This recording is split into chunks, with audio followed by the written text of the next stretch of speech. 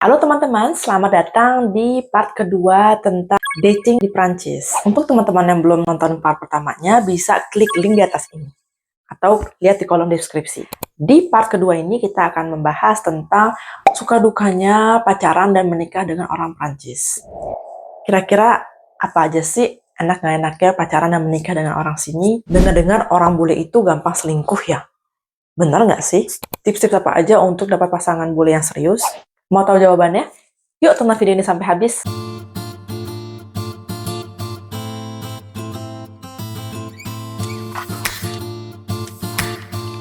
Apa enak dan gak enaknya pacaran dengan orang Prancis?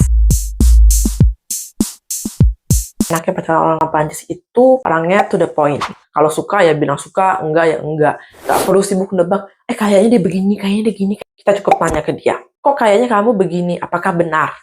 Tanya sendiri, nanti dia akan menjawab. Nggak basa-basi gitu. Dan enaknya juga karena mereka orangnya to the point, jadi kita bisa menjadi diri kita apa adanya, nggak perlu pasang topeng gitu. Karena kan ya sama-sama enak komunikasinya. Kalau emang suka ya suka, enggak ya enggak.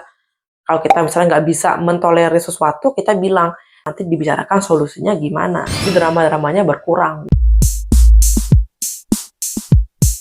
Terus enaknya pacaran dan menikah dengan orang Prancis itu mostly mereka mau mengerjakan tugas rumah. Tapi kembali lagi tergantung dari individu itu masing-masing. Tapi sebagian besar lelaki di sini itu mereka cukup mandiri dan cukup tahu basic things untuk bertahan hidup, seperti misalnya masak makanan. Mereka misalnya masak pasta, menu-menu yang kecil. Bagian besar cowok-cowok di Prancis ini yang mereka mau turut andil mengerjakan pekerjaan rumah, ngurus anak, bersih-bersih rumah gitu. Di sini orangnya individualis, jadi mereka nggak kepo dengan kehidupan pribadi kita. Istilahnya tetangga-tetangga sini nggak ada yang julid lah ya. Apalagi orang Prancis itu anti banget untuk menegur orang lain. Karena mereka merasa kalau itu bukan hak mereka untuk menegur hidup kita gitu. Istilah kasarnya ya, hidup lu ya lu gue gitu. Mental health kita jadi tenang. Aku pribadi, meskipun sekarang udah punya anak 2, dan harus ngurus sendirian karena suami sering tugas keluar kota, menurut aku lebih tenang karena nggak ada tetangga yang ngomenin. Kalau kita keluar rumah mau pakai baju apapun, mau keluar rumah gayanya gimana pun, nggak ada tetangga yang ngomenin, kok anaknya kurus ya, kok anaknya gendut ya. Jadi aku lebih tenang karena aku bisa mengatur jadwal hidup kami itu dengan tenang, nggak ada yang nyuruh-nyuruh harus ngelakuin ini, ngelakuin itu. Kita pause sebentar, aku ingin mengumumkan kalau di akhir bulan Februari ini nama channelku akan berubah. Tapi jangan khawatir, isi konten aku masih akan tetap sama kok. Untuk nama baru channelnya akan aku umumkan di akhir bulan. So, jangan bingung ya kalau nanti kalian lihat perubahan nama channelku ini. Orang-orang di sini mostly baik-baik banget dan tulus. Kalau mereka mau membantu, ya mereka akan membantu secara tulus, nggak mengharapkan imbalan di belakang. Kadang aku suka nggak enak kalau misalnya minta tolong ke teman aku orang Prancis, kayak mikir, apakah harus kasih uang ya, kasih uang terima kasih gitu. Tapi kalau di sini ngasih uang itu malah kesannya jelek. Mereka nggak mau, malah kesannya kayak, gue bantu lu, tulus, gratis, gak usah dibayar gitu. Kalau accept kita, mereka accept sepenuhnya. Bahkan keluarga kita juga mereka terima. Ini balik lagi tergantung individu masing-masingnya. Tapi kadang kita sering lihat kan, misalnya nih, janda 1 anak berhasil dapetin bule. Kalau di pikiran orang Indonesia kan, kok ada sih orang bule yang mau sama janda gitu kan, istilah kasarnya.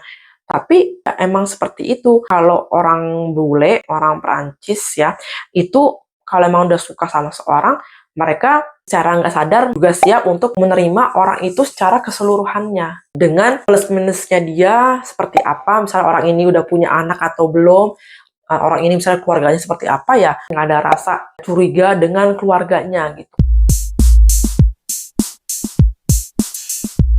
Dari segi fasilitas di Prancis, ada tunjangan dari pemerintah, dan biaya sekolah di sini nggak semahal di Indonesia. Kalau kita hitung dari rasio gaji orang Prancis dengan biaya sekolahnya. Even sekolah swasta di sini, sekolah ya, bukan universitas ya, juga harganya termasuk murah menurut aku. Sedangkan kalau di Indonesia kan biaya pendidikan anak itu mahal banget ya. Kalau di sini masih terjangkau. Dan di sini juga ada fasilitas dari pemerintah, tunjangan dari pemerintah untuk anak-anak.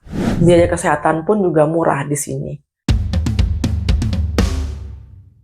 Sedangkan nggak enaknya pacaran dengan orang Prancis itu apa nih Kak? Kalau kita orangnya lebih ketutup dan pemalu, sisi to the point tadi bisa membuat kita nggak nyaman untuk mengutarakan perasaan kita.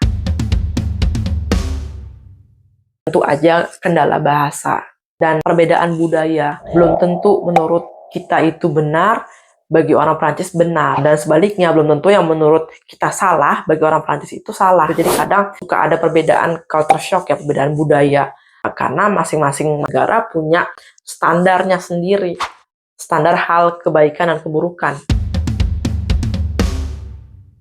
Kalau kita tinggal di luar negeri, kita harus mandiri karena semua hal dikerjakan sendiri. Mau nyuci baju, nggak ada jasa laundry. Mau ngurus anak, ART mahal. Mau kemana-mana, nggak ada ojek. Harus punya SIM sendiri. Apakah kita udah siap untuk melakukan hal itu semua? Apalagi kalau udah punya anak, kita nggak bisa sembarangan titip ke mertua. Dan biasanya juga kalau mau datang ke rumah mertua pun harus kabarin dari jauh-jauh hari.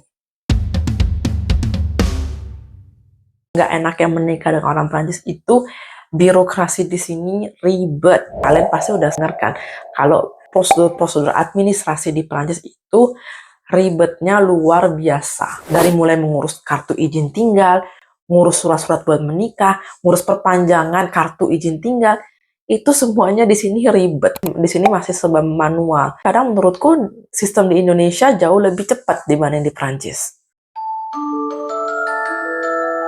Pertanyaan selanjutnya, apakah orang Prancis itu setia nggak Kak?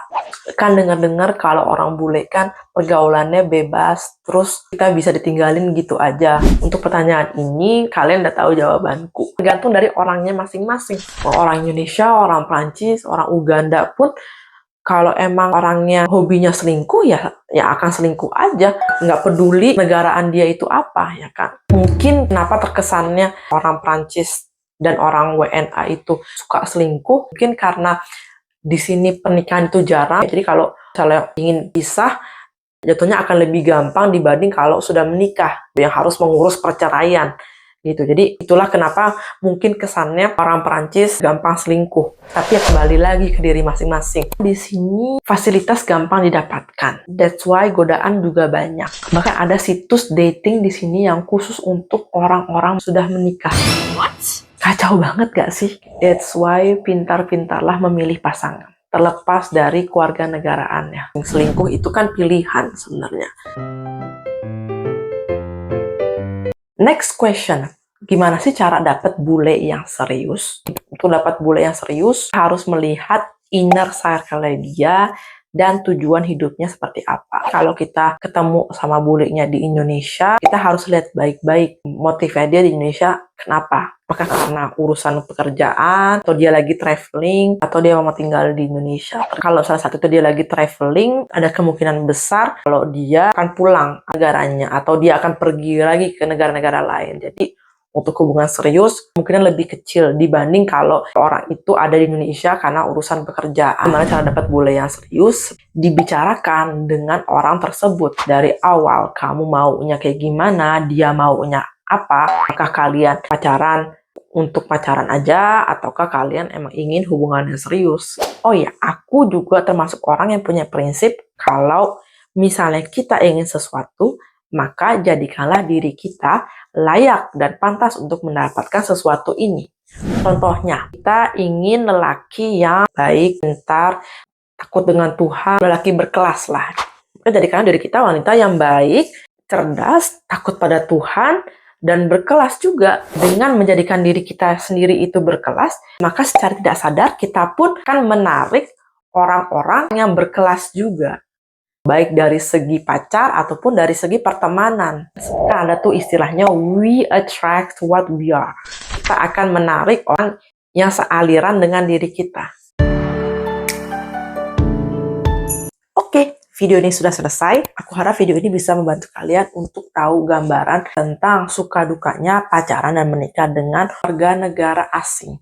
Baik itu orang Prancis ataupun orang luar negeri lainnya. Pacaran dan menikah dengan WNA itu nggak seindah kelihatannya ya. Ada banyak effort yang harus dikerahkan untuk mempertahankan hubungan ini. Dan juga untuk tinggal di negeri orang. Ibaratnya kita kalau pacaran sama orang Indonesia yang satu negara aja harus usaha keras. Nah, gimana ini yang pacaran dengan WNA yang nggak satu budaya, mungkin nggak satu agama, nggak satu pemikiran, nggak satu prinsip. Harus kasih effort luar biasa untuk belajar bahasa baru, mengenal budaya baru, untuk beradaptasi dengan musim di negara baru. Tadi tolong jangan beranggapan kalau menikah dengan WNA itu pasti hidupnya enak makmur. Enggak juga. So, pikir-pikir dulu sebelum memutuskan untuk pacaran dengan WNA. Terima kasih sudah nonton video ini. Jangan lupa untuk subscribe, like, dan komennya ya. Kalian juga bisa tulis di kolom komentar tentang tema video apa yang ingin kalian tahu tentang Prancis. Nanti aku coba bikinkan videonya. Terima kasih sudah nonton video ini. Sampai jumpa dan salam sukses di perantauan.